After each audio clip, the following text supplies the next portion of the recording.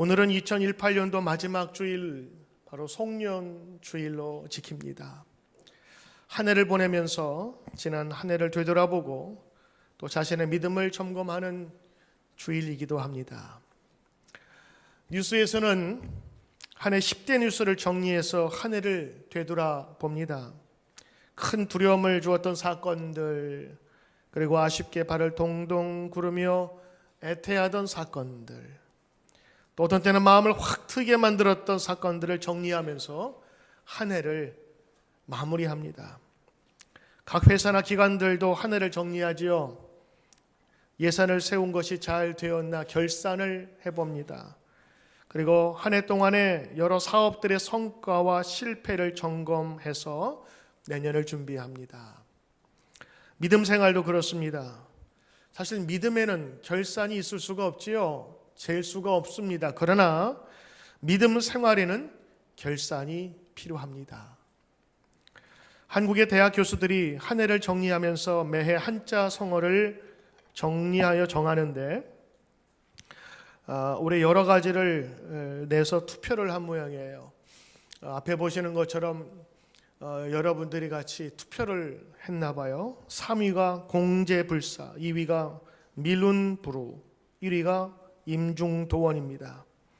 공제불사는 순자의 구절로 성공은 그만두지 않음에 있다라는 그런 뜻이고요. 2위는 밀운부루, 구름만 가득 껴있고 비는 내리지 않는다라는 그런 뜻이랍니다. 그 중에 1위는 임중도원이라고 하는데 짐은 무겁고 갈 길은 멀다라고 하는 뜻입니다.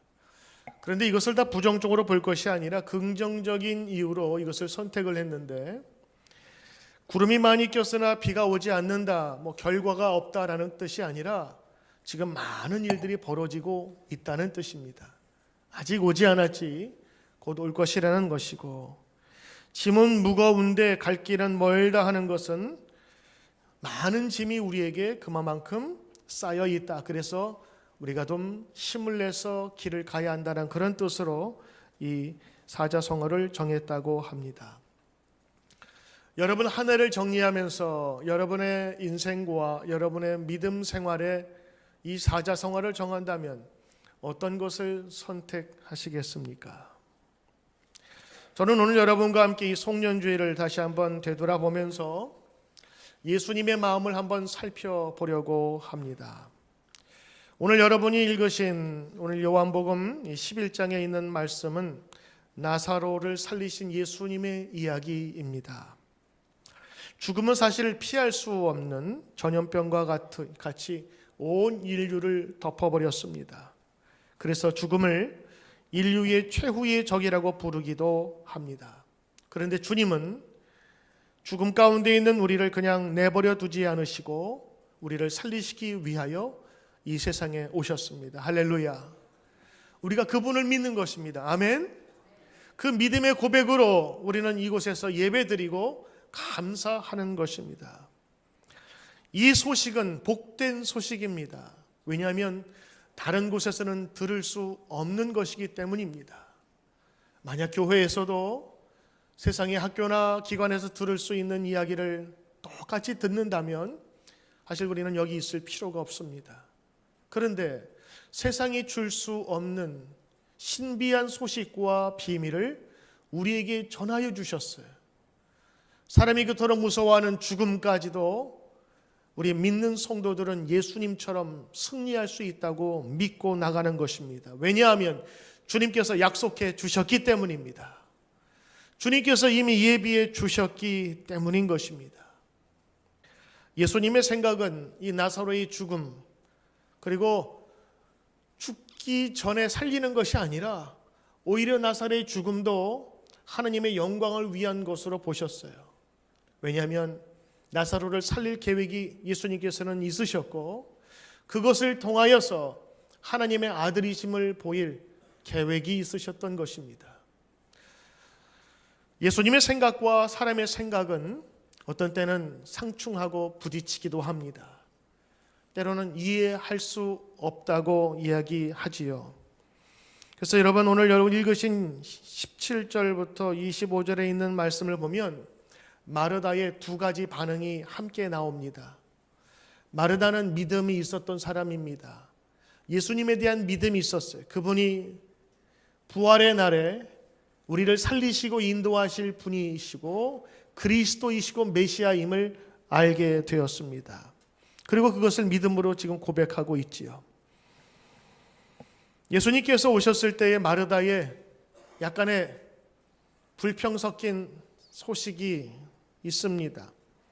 예수님 죽기 전에 오셨더라면 우리 오빠 안 죽었을 텐데요. 그동안 우리하고 친했잖아요.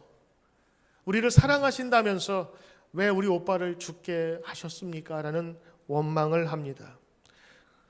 그러나 그 속에는 예수님께서 부활의 날에 반드시 우리 오빠를 살리실 것이라는 믿음도 함께 들어 있습니다. 그러나 예수님의 생각은 달랐습니다. 예수님은 부활의 때가 아닌 지금 너의 오빠를 살리기로 마음을 먹고 오신 것입니다. 사람들은 죽었다고 이야기를 했습니다만 예수님은 죽었다 하지 않고 잠잔다 말씀하셨어요. 이것이 우리 죽음의 한계를 가진 인간과 죽음을 넘어선 예수님의 생각과 전혀 다른 부분이지요. 예수님은 오늘 말씀을 통해서 이야기합니다.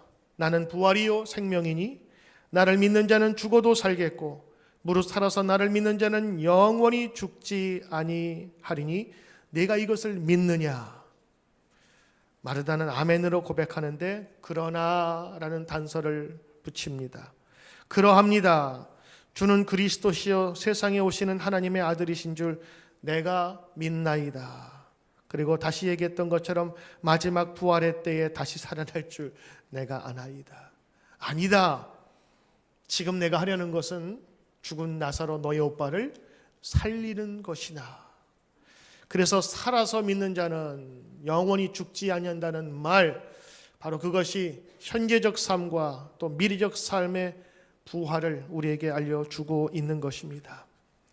보통 오늘 이 말씀을 우리는 믿음의 기초를 이야기할 때, 그리고 부활절 때 이 본문을 가지고 살아계신 하나님, 그리고 부활하시고 우리를 위해 구원하신 예수님에 대한 말씀으로 이해를 합니다. 근데 저는 오늘 이 본문 속에서 사람들이 잘 보지 않는 구절을 선택하여서 여러분과 함께 은혜를 나누고자 하는 것입니다. 그것은 바로 예수님이 우셨다고 하는 것입니다. 예수님도 우셨대요. 예수님도 우셨대요. 예수님은 예루살렘을 향해서 우셨고 십자가 달리시면서 너희 자녀를 위해 울라고 말씀하셨습니다. 예수님도 때로는 울보셨습니다. 그런데 누가 때려서 아파서 운 것이 아니라 예수님의 눈물 속에는 긍휼과 사랑이 담겨져 있는 눈물이었습니다. 저는 오늘 송년 예배를 준비하면서 우리가 새로운 한 해를 준비하기 위하여 지난 우리의 한 해를 되돌아볼 때에 예수님의 사랑과 긍휼을 우리가 얼마나 그 마음속에 갖고 있는가를 다시 되돌아보며 새해를 준비하는 귀한 시간이 되기를 바랍니다. 그 동생 마리아, 그분이 예수님께 다시 한번 이야기를 하는데 마리아도 똑같이 예수님에 대한 섭섭함이 있었던 거예요.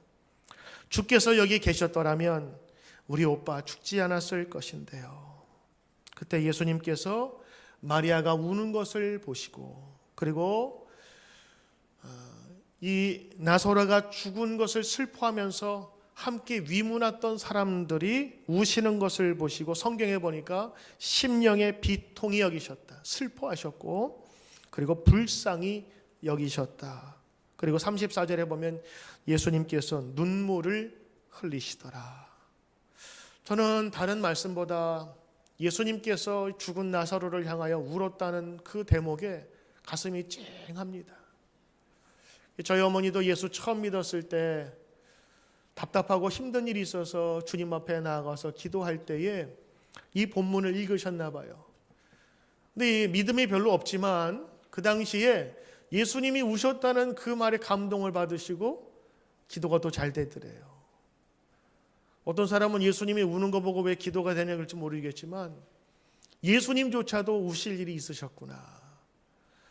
예수님도 인간의 몸을 갖고 이 세상에 살면서 우실 수밖에 없는 그런 힘든 일이 있으셨구나. 하물며 나도, 그러면서 그 당시에 예수님이 우셨다고 하는 그 찬송 가사, 그리고 이 말씀을 통해서 믿음을 다시 한번 붙들었다는 말씀을 들었습니다. 그렇습니다. 예수님도 우셨습니다. 근데 그 우심 속에는 원한과 한탄이 아닌 다른 많은 사람들에 대한 동정과 긍휼의 마음을 가진 눈물을 흘리셨다고 하는 것입니다. 오늘 예수님은 우리가 믿는 구세주여 그리스도익을 바라보면서 왕 되신 예수님을 우리가 표현하고 감사하지만 그 왕 되신 예수님께서는 그 속 마음은 긍휼과 자비와 그리고 많은 사람들 보면서 다시 한번 슬픔을 가지고 우리를 보고 계신다고 하는 것입니다. 예수님의 눈물은 그래서 긍휼의 상징이요, 예수님을 따르는 사람들의 그 마음은 마음의 사명감을 가지고 독한 마음을 갖는 것이 아니라 긍휼하는 데서부터 시작한다는 거예요.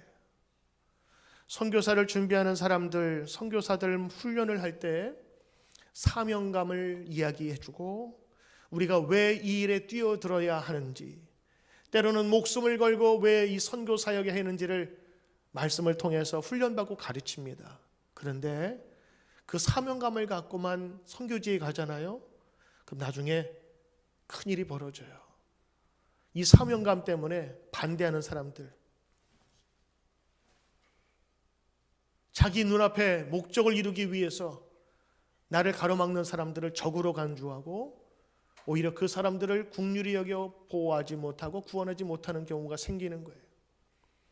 예전에 한 선교사님의 얘기를 들으니까 선교지에서 사역을 하면서 너무 많은 상처를 받고 온 거예요. 선교지에 가면 사람들이 막 두 팔 벌려서 환영해 줄 것 같은 그런 느낌으로 선교지에 갔는데 선교지에 막상 그렇지 않아요. 세례주고 먹여주고 입혀주고 공부해서 가르쳤더니 나중에 당국에 고발해서 자기를 쫓아내게 한다거나, 아니면 선교사들이 갖고 갔던 그런 여러 가지 주택이나 또 교회의 재산들이 있잖아요. 그거 가로채려고 고의적으로 쫓아내기도 하고, 3년 4년 있으면은 뭐 심령이나 이 마음이 다 너덜너덜해질 정도로 돌아오는, 그리고 이제 입에서 거친 말이 나오기 시작하는 거예요. 그 영혼과 구원이 아니라 그놈들. 왜냐하면 내가 그토록 사랑하고 도와주려고 갔는데 배신한 그 사람들을 견딜 수가 없는 거예요. 그래서 선교사들이 선교지에 갈 때 필요한 게 뭔지 아세요? 사명감보다 그곳을 보면서 흘릴 눈물이 필요한 거예요. 그곳을 향한 국민의 눈물을 흘리지 않는 한 그 선교지는요, 업적을 이룰 수는 있을 것 같아요. 그러나 껍데기만 남을 수 있습니다. 사람을 변화시키고 감동시키는 것은 때로는 물리적인 힘이 아니라 보이지 않는 연약하지만 그들을 진정으로 사랑하고 싶은 그 마음이 그 선교지를 녹이게 되는 것입니다. 저는 얼마 전에 최홍정 목사님이라고 하는 그 다큐멘터리를 봤어요. 그분의 노력으로 말미암아서 광주에 그 나병 환자가 시작되었고, 그 당시에 나병 환자들에 대한 제후가 불안정하고 일제시대 때 처우가 개선되지 않자 그 광주에서부터 조선 총독부까지 그 긴 거리를 시위하듯이 걸어서 그 총독부에 도착했는데, 그 많은 사람들이 함께 가는 바람에 한 500명이 그 나환자들이 갔으니까 사람들이 혐오하고 그렇지 않습니까? 그런데 그 길을 가면서 결국에는 지금의 그 여수의 그 전라도 지방의 소록도 그곳에 정착할 수 있는 계기를 만들었다 그래요. 그분이 자신의 고향에서 선교사들이 와서 선교할 때에 예수님을 받고 24살 때 예수님을 믿게 되었어요. 그런데 진짜 예수를 믿게 된 것은 선교사의 한 행동 때문이었습니다. 그 당시에 유진별 선교사님이 그 전라도 지역에서 선교를 하고 있었는데 한 선교사님이 병들어서 아프게 됐어요. 그래서 이제 그 급성 폐렴에 걸려서 죽게 되어서 다른 선교사님이 그분을 살리기 위하고 돕기 위해서 의사인 그분이 오셨단 말이에요. 근데 그분이 광주의 지역으로 돌아올 때에 자기가 타던 말이 있었는데 그 지역 마을 어귀에 그 고름, 그 다음에 거기 피 묻은 그리고 버려졌던 나병 환자들, 한센시 병이죠. 그 한 여인이 버려진 것을 보고 그 여인을 자기 말에다 태워가지고 그 여인을 자기가 끌어서 데려오는 그 모습을 보면서 감동을 받았어요. 그리고 나중에는 외국인인데 자기도 그 병에 걸릴까봐 두려워서 떨고 가까이 가지 못하는 그 사람들에게 그 피고름을 직접 입으로 빨아주는 모습을 보면서 이게 바로 예수교다. 이게 바로 사랑이다.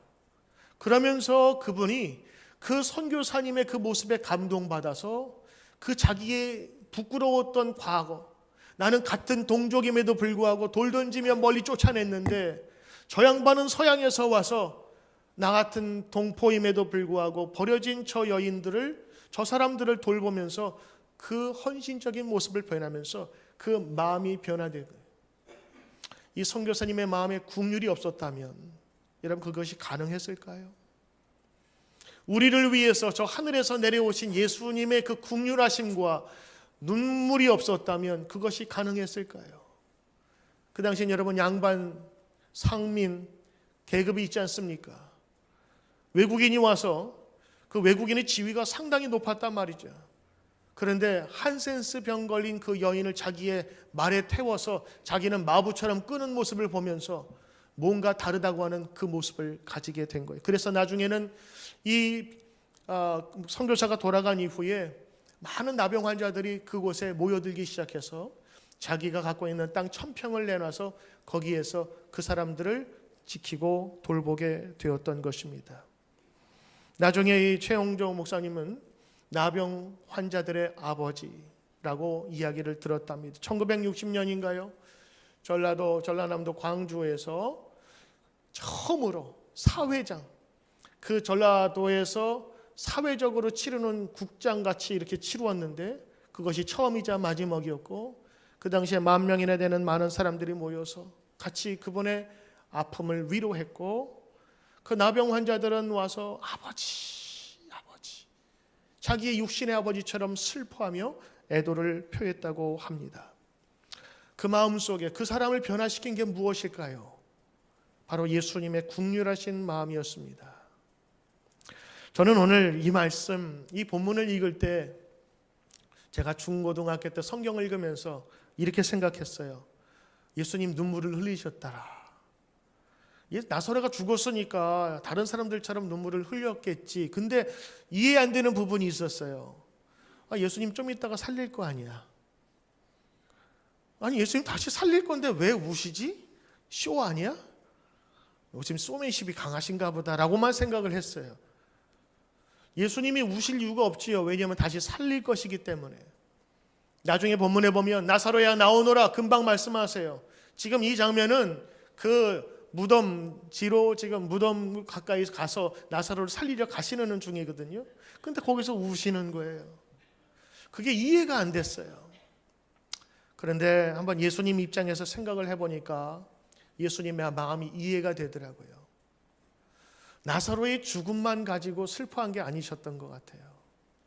내가 지금 그 무덤에 가면 나사로가 살 수 있는데, 그런데 내가 나중에 십자가에 달려서 죽어 부활해서 승천해서 이 세상에 없다면 나사로는 또 죽을 터인데 그때의 슬픔은 누가 위로해 줄까? 예수님의 그 눈물은 단순 나사로 자기 아는 사람의 죽음을 슬퍼한 것만이 아니라 인간이 갖고 있는 생로병사와 그 모든 아픔을 국률한 모습으로 보셨기에 눈물을 흘렸던 것이라 저는 그렇게 묵상이 돼요. 예수님의 이 모습은 많은 사람의 사역에서 우리가 본받아야 될 것이고, 특별히 송년주일 한 해를 다시 한번 되돌아보면서 우리는 과연 하나님의 마음으로 이 국률한 눈물을 흘렸는가를 생각해 보아야 하는 것입니다. 사실 예수님의 이 사랑과 은혜를 나누기 위해서는 용기도 필요합니다. 사실 저 부끄러운 고백이지만 어려운 사람을 찾아가서 도와주고 싶잖아요. 그런데 한 번 도와줘서 이 사람이 들러붙으면 어떡하지라는 그런 생각 때문에 못 도와주는 경우도 사실 있어요. 사실 그래서 예수님의 이 따뜻한 긍휼의 마음을 갖지 않고서는요, 남을 도와줄 수도 없고 사랑을 베풀 수도 없어요. 그래서 우리는 이렇게 기도해야 됩니다. 하나님, 2018년도 우리는 새로운 결심을 하고 시작했지만 긍휼한 마음을 가지고 살아왔는지 돌아보게 하옵소서. 이 긍휼한 마음이 없으면요, 신앙생활도 메마릅니다. 말씀은 잘 지키는 것 같고 율법 잘 지키는 것 같지만 진짜 긍휼한 마음이 없으면 말씀을 지키되 다른 사람을 그것을 죽일 수 있어요. 긍휼한 마음을 자신을 돌아보게 합니다. 근데 긍휼이 없으면 다른 사람의 잘못된 것을 지적하고 정죄할 수 있는 것입니다. 2018년도 우리는 어떤 씨앗을 많이 뿌렸나요? 사랑과 용서도 사실은 이 긍휼함부터 시작되는 것입니다. 이 긍휼함은 측은히 여기는 것입니다. 불쌍히 여기는 것이에요. 예수님도 이 세상에 오실 때에 거창한 사명을 가지고 오신 것이 저는 아니라고 생각해요. 그 마음속에 인류를 향한 불쌍한 마음, 긍휼한 마음, 오늘 나사로를 다시 한번 살리러 가면서도 우신 예수님은 지금 다시 살아날 나사로를 보는 것이 아니라, 죽어있는 나사로를 보는 것이 아니라 이제 내가 하늘로 올라가면 다시 살릴 수도 없는 이 불쌍한 사람들, 죽음 앞에 놓인 사람들을 내가 어찌할 거라는 마음에 눈물을 흘릴 수밖에 없었어요. 저는 우리 뉴드림 교회가 사명도 좋고 일을 완수하는 것도 좋아요. 그러나 그 일을 이루어가는 과정 속에서 긍휼한 마음으로 섬기시길 주의 이름으로 축원합니다. 긍휼한 마음이 없으면 우리는 껍데기만 남는 큰 우를 범하게 되는 것입니다. 지난 주간에 우리 한 성도님과 전화 통화를 했어요. 속회를 운영을 하면서 여러 가지 힘들고 어려운 일이 있고, 또 속회를 하다 보면 믿음이 잘 성장하는 가정이 있는가 하면 때로는 그 속회에서 떨어져 나가기도 하고, 또 때로는 교회를 옮기기도 하고 교회 안 나오기도 하는 분도 있거든요.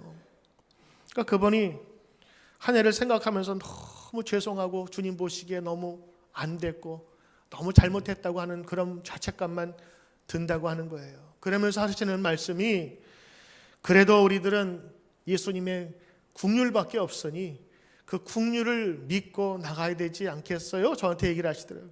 맞아요. 그분이 하시는 얘기가, 우리의 믿음의 선조들도 신앙의 대인들도 부족하지만 하나님께 나갔을 때 큰 은혜 받았다고. 그래서 저도 아멘 그랬어요. 저는 요즘에 제가 위로하려고 전화했다가 제가 은혜 받는 경우가 너무 많아요. 정말 맞는 말씀이에요. 예수님의 긍휼과 사랑 아니면 우리는 이곳에 있을 수 없어요.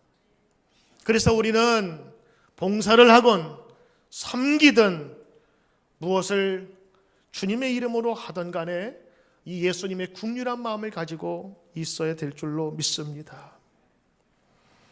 제가 그분에게 이렇게 말씀드렸어요. 맞아요. 예수님의 긍휼이 필요하지요. 그런데 성도님, 한 해 동안 제가 볼 때 참 잘했었어요. 왜냐하면 많이 뿌리셨거든요. 우리는 열매를 보는 사람이 아니라 뿌리는 사람들이에요. 심지어 지금 우리가 뿌려서 보지 못했을지라도 반드시 그 씨는 열매를 맺힐 것입니다.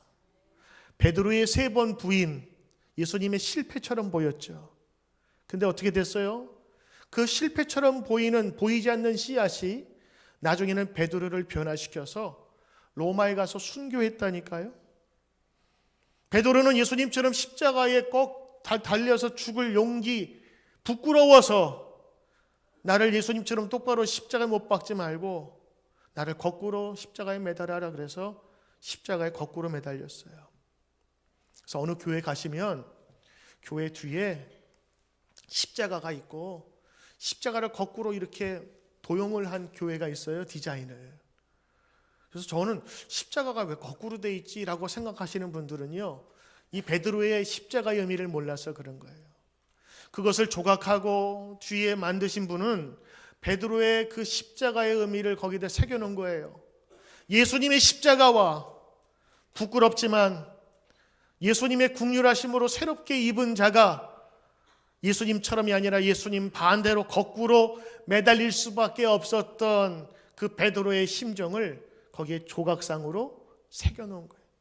저는 그래서 그 교회를 볼 때마다 참 누가 조각했는지 이 교회의 베드로의 그 예수님의 국률하신 마음과 순교자의 마음을 잘 표현했다. 저는 그렇게 생각했어요. 오늘 우리에게 필요한 것은요, 열매가 아니에요. 우리는 씨 뿌리는 자예요. 그래서 국률함을 뿌리고 사랑을 뿌리고 넉넉하게 뿌릴 때에 그 씨앗은 결코 죽지 않습니다. 실패하는 것 같을지라도 그것을 통해서 다시 하나님께서는 분명한 결과를 내 후대에도 보게 하는 거예요. 예수님께서 나사로를 살리신 이 배경에는 예수님의 국률하심이 있었습니다. 이제 2018년도 이틀밖에 남지 않았어요. 여러분은 어떤 씨를 뿌리셨습니까? 어떤 열매를 거두시길 바라며 씨앗을 뿌리셨습니까? 처음에 말씀드렸듯 믿음을 우리가 측정할 수 있거나 결산할 수 있는 것은 아닙니다. 작은 믿음도 큰 믿음으로 하나님께서 보시기 때문입니다. 그러나 신앙의 이 믿음의 행동에는 우리가 신앙생활에는 결산할 필요가 있다고 하는 것입니다. 내가 한 해 동안 성가대를 봉사하면서 어떤 마음으로 봉사했는가? 내가 예배부나 아니면 여러 사역을 같이 하면서 정말 예수님의 긍휼한 마음으로 했는가? 다시 한번 되돌아보면서 주님 앞에서 바로 설 수 있는, 그리고 내년에는 더 많은 긍휼과 사랑의 이 씨앗을 뿌리겠습니다라고 하는 우리의 다짐과 결심이 있다면 오늘 이 나사로를 살리신 예수님의 마음을 우리가 본받을 수 있으리라 믿습니다. 오늘도 여러분 송년주일을 맞아 한 해의 마지막을 우리가 예배를 드리면서 그동안 하나님께서 베푸신 귀한 은혜에 감사하시고, 그리고 내가 덜 뿌리신 것이 있다면 더 많은 긍휼과 사랑의 씨앗들을 뿌리게 하시고, 아직 내가 부족하다면 새로운 한 해에는 생명 주시는 그날까지 예수님의 사랑의 씨앗을 많이 뿌리겠습니다 다짐하는 귀한 저와 여러분 되시길 주의 이름으로 축원합니다. 기도하겠습니다.